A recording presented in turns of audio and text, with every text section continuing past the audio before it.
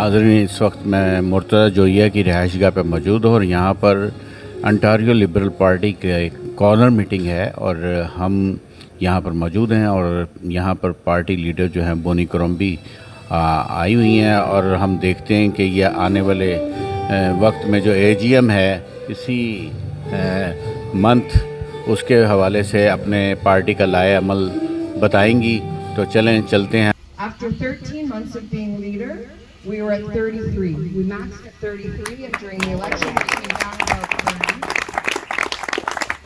In 2024, we raised $6 million. It's never been done under the new rules. Like, all of you, we've heard it. We worked very hard. But they tried to portray me as somebody I wasn't. And why did they do that? Hassan, why? Because they were threatened. They were threatened. They spent $8 million on those ads. You know what else you saw last year? A lot of ads about Ontario being a great place to live, right? Remember feel-good ads called Here and Now in Ontario? Do you remember? We have an outreach desk. So there are people who work for us that are helping us rebuild all the unheld ridings. And we need our federal counterparts. We're happy for Christina and we're asking for help to help us rebuild at the local level provincially, the provincial riding associations. So that's some of the good news. I mean, we didn't win. It wasn't the outcome I wanted, but I think it was set up so that we couldn't. Just the early call when we weren't quite ready. We didn't have the resources or the capacity to get there so quickly. But here we are. When you had your snap call with the Prime Minister, don't forget you Liberals were the government. We had resources, we had people that we didn't have because we weren't even an official party. But we are now, and we know what we need to do to build back. And so you will have the opportunity to show your support. Those of you who are at the AGM, we have an incredible team who have done an amazing job signing up our supporters and our delegates. This is going to be the single largest AGM we have ever had. We thought 700-800 people. Now, almost 2,400 people have registered.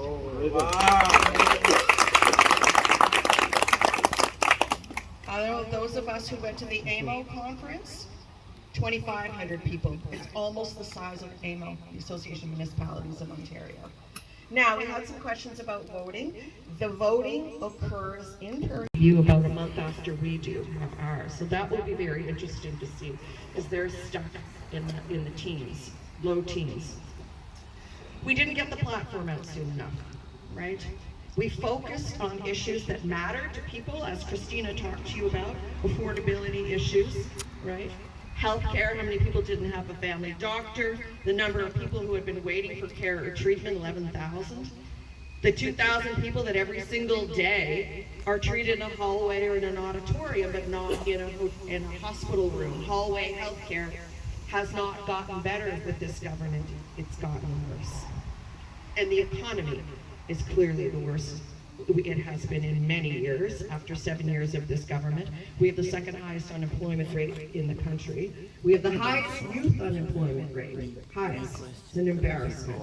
And jobs are leaving the province. Construction jobs that I have talked about, but manufacturing jobs as well. So this is where we saw ourselves, and one of the criticisms is that we didn't pivot to talk about the economy and, frankly, trade and tariffs on Donald Trump, because they were fighting on that issue. We felt that we had to talk about something different to try to change the ballot question, but in retrospect, it was a miss.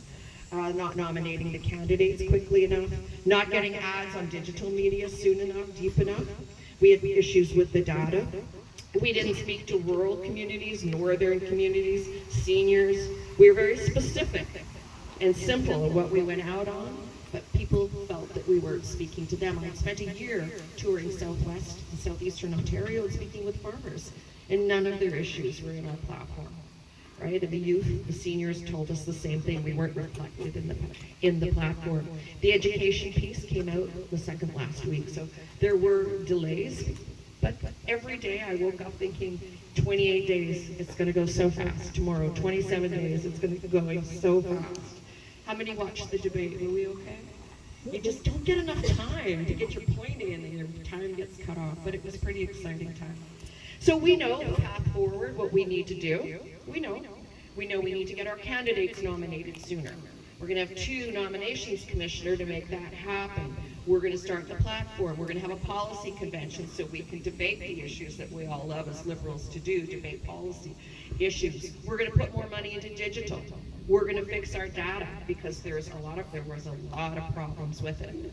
And we're going to build our name recognition. We're going to continue to invest in our people. We're going to outreach to the unheld ridings. Our team of 14 MPPs have adopted 4 or 5 ridings each, and they're going to help mentor back to shape. Now, the best outcome of the election was that the per vote subsidy, about $4 million worth, has allowed us to create Liberal Caucus Service Bureau.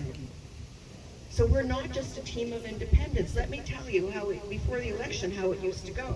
Dr. Adoshamji, I know you know him, would say, I read this report. This is really good for us. I'm going to book the media studio. I'll send around some messages. Who's in with me? Let's go. That's how it worked. Now we have a chief of staff and a deputy chief of staff. We have a communications desk, an issues management desk.